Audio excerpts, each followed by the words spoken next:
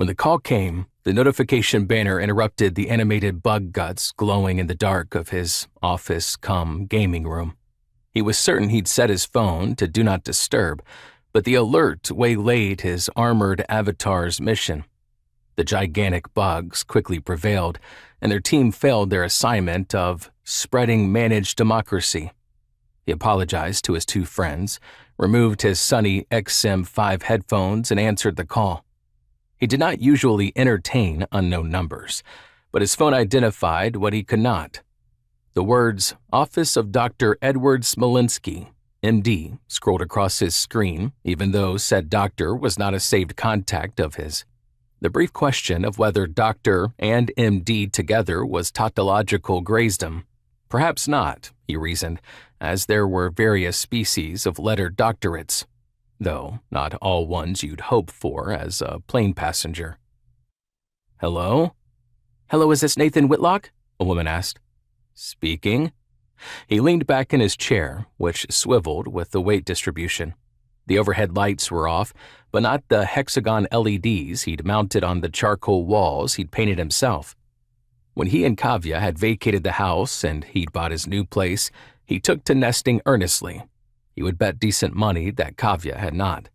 Before clearing out her rented apartment to leave for a graduate program in India 3 months ago, she'd probably still been watching media on a crate-propped laptop while eating from a compostable takeout container. The thought was filled with affection rather than rancor. He'd stopped trying to force the latter. The rhythmic LED lights melted from blue to purple as he waited for information from the woman who'd called. A frozen tableau of his Helldivers video game glowed across his curved computer monitor. "Mr. Whitlock, hello. I see you're the emergency contact listed for your wife, Kavya Patel?" He didn't bother correcting her, only straightened, his ergonomic chair popping to attention.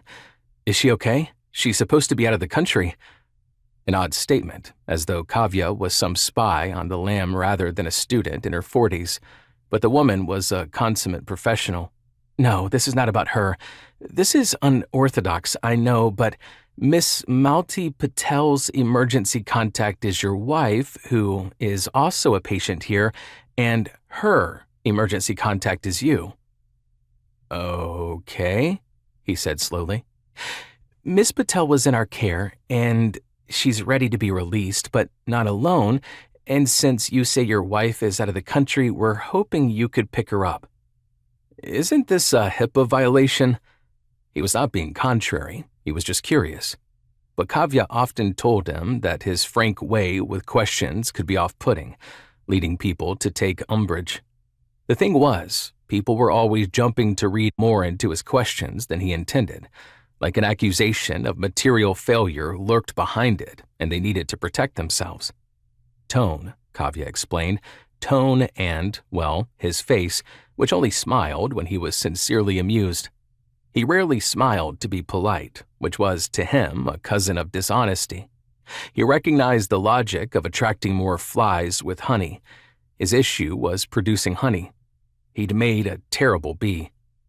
Sure enough, the woman's tone soured from imploring to defensive. "It's your mother-in-law." "Did she say you could contact me?"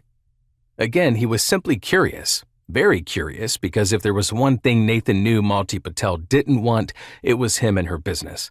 The only one she wouldn't mind in her business was her daughter, who'd left them both for India.